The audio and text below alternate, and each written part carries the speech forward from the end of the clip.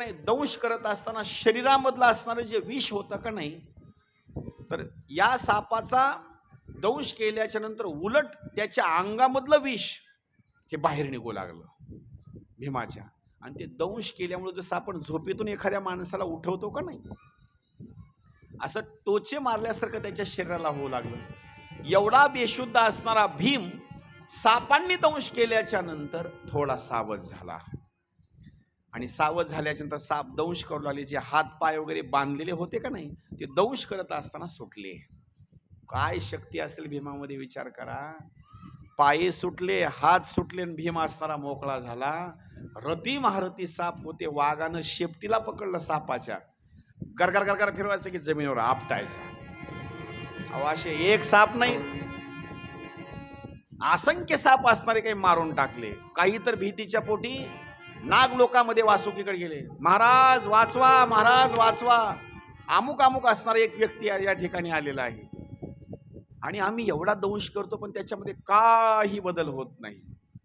शेवटी वासुकी म्हणायचा साप आला आणि त्यानं सांगितलं, कोण तुम्ही? त्यानं सगळा परिचय सांगितला. मी पांडवापैकी असणारे एक भीम आहे. मग इथपर्यंत कसं काय आला? त्यानं सगळी हकीकत सांगितली. माझ्या दुर्योधनानं, भावानं विषारी असणारे मोदक मला खाऊ घातले.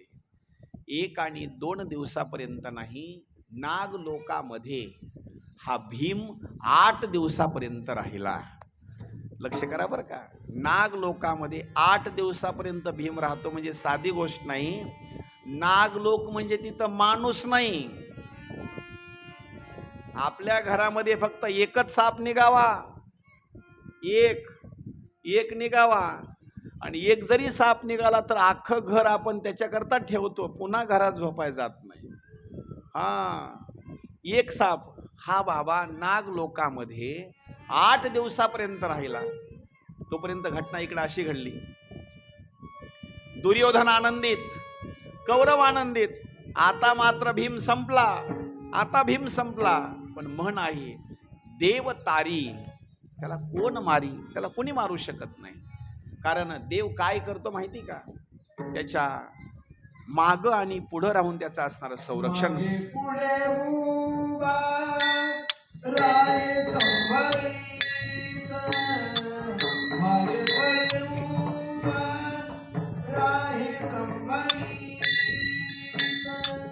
मागे पुढे उभा राहे सांभाळीत, मागे पुढे उभा राहे सांभाळीत. मागे पुढे उभा राहे सांभाळीत.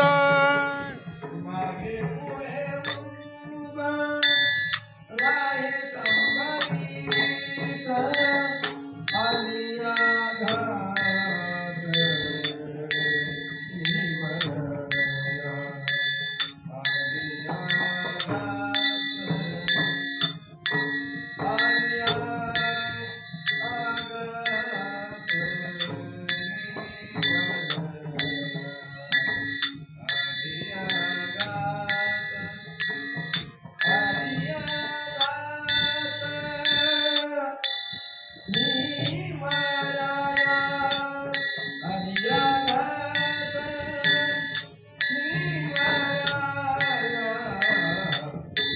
देह भाव पुरवी वासना.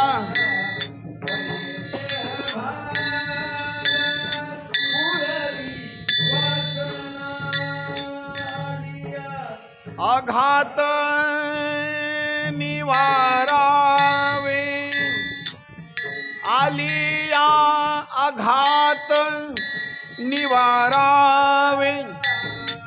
पडिय देह भाव पुरवी वासना, पडिय देह भाव पुरवी वासना.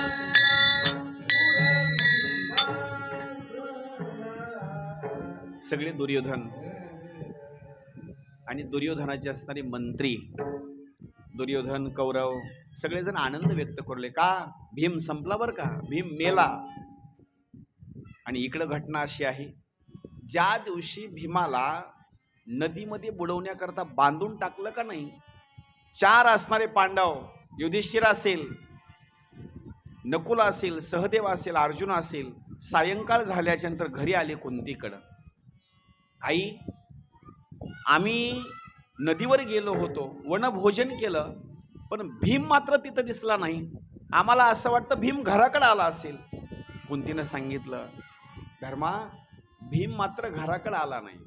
कुंती रडू लागली. का रडू लागली कुंती? मला माहिती आहे हे जे कौरव आहेत का नाही, माझ्या लेकरावर असणारे टपून आहेत मारण्याकरता, म्हणून कुंती रडू लागली. त्यावेळेला पांडव सुद्धा असणारे रडू लागले आपल्या भावाकरता. विदुर काका आले. विदुर काकांनी समजावून सांगितलं, कुंती, आता जर आक्रोश केला, रडण्याकरता जर सुरुवात केली आणि एखाद्या वेळेस कौरवांचं जर नाव घेतलं तर तुमच्याकडून सहकार्य करण्याकरता कोणी नाही. काही वेळेला काही गोष्ट साध्य होईपर्यंत माणसानं त्रासच सहन केला पाहिजे. त्रास मात्र सहन करावा लागतो. कोणती रडू नको, शांत हो, कुणाला नावबोट ठेवू नको, तो आता शांत राहतो. पण कुंती मात्र आईचं प्रेम आहे, सारखी चिंता भीमाची करू लागली. 8 दिवसाचा कालावधी झाला आणि भीम असणारा मग मात्र हस्तिनापूरला घरी आला. आईला एवढा आनंद वाटला ना, इतका आनंद झाला. भीमाला जवळ घेतलं, कडकडून मिठी मारली. भीमाला प्रश्न विचारे, भीमा, 8 दिवसापर्यंत कुठं होतास बाळा? त्या भीमानं सांगितलं, आई, मला विषारी असणारे मोदक चारले होते. तरी सुद्धा ही गोष्ट त्यांनी कुणाला सुद्धा सांगितली नाही. का? जर ही गोष्ट जर सांगितली असती ना, तर गोष्ट सांगितल्याच्या नंतर दुर्योधनानं आणखी काहीतरी षडयंत्र केलं असतं मारण्याकरता, म्हणून शांत बसले. आता पहा, ज्या वेळेला पुढली एक असणारी हकीकत अशी सांगितली जाते, कौरव असतील, पांडव असतील, ही लहानाचे असताना मोठे होऊ लागले. आता यांचं शिक्षणाची असणारी भूमिका आहे. एकदा लेकरू 5-6 वर्षाचं झालं का नाही, आई वडिलाला काळजी कोणती असते माहिती का? त्याला शाळेमध्ये पाठवणं गरजेचं आहे. आणि आई वडिलाला असं वाटतं लेकरांनी शिकावं आणि लेकराला असं वाटतं शाळेमध्ये जाऊ नये. लेकराला सगळ्यात जास्त वार कोणता आवडतो सांगू का? लेकराला सगळ्यात जास्त वार कोणता आवडतो? रविवार. का आवडतो माहिती का? त्या दिवशी शाळेला सुट्टी असते. मला सुद्धा लहानपणी असं वाटायचं वार 3च असावे. कोणते कोणते माहिती का? एक शुक्रवार, एक शनिवार आणि एक रविवार. का? शनिवारी म्हणजे शुक्रवारी शाळा पूर्ण, लक्षात घ्या बरं का, शुक्रवारी शाळा पूर्ण, शनिवारी अर्धीच शाळा आणि रविवारी सुट्टी, असं वाटायचं. आई वडिलांना असं वाटतं त्यांनी अभ्यास करावा, पण लेकराला वाटतं सारखं खेळावं, काम धंदा काही नसून काही, नुसतं सारखं खेळावं. इथं कौरव असतील 100, 5 पांडव असतील, यांच्या शिक्षणाच्या बाबतीमध्ये भीष्माचार्यांना असणारी काळजी पडली.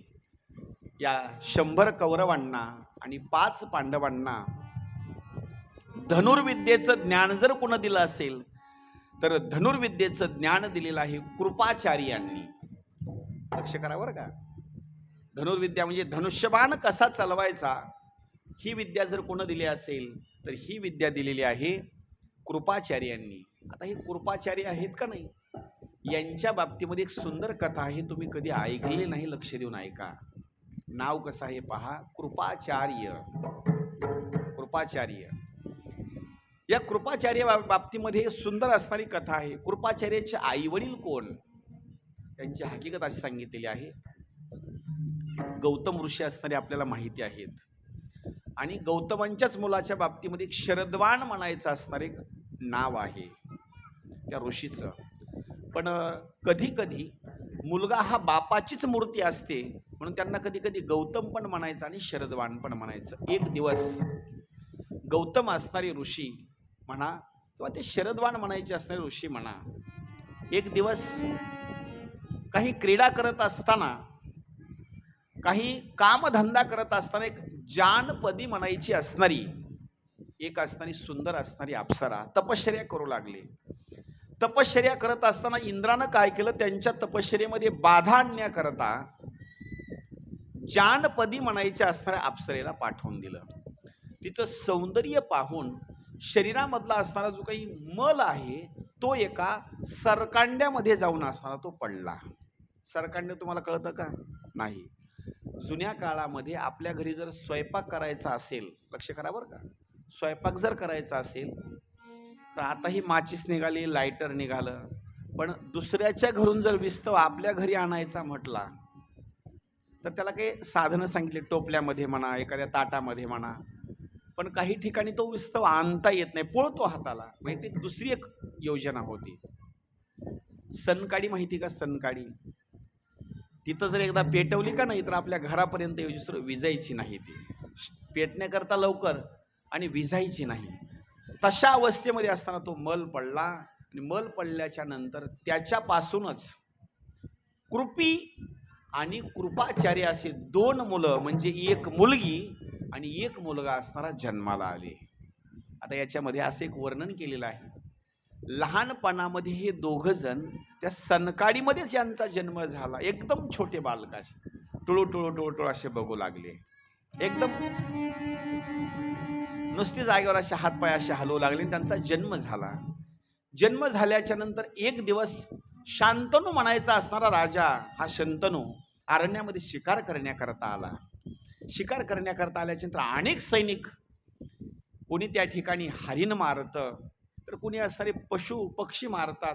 अशा स्वरूपामध्ये अरण्यामध्ये आल्याच्या नंतर या सनकाडीच्या असणाऱ्या बेटामध्ये, जिथं सनकाड्या जास्त आहेत, अशा स्वरूपामध्ये तिथं एक मुलगी आणि एक मुलगा त्या सैनिकांना दिसला. ते असे टोळ टोळ टोळ असे बघू लागले.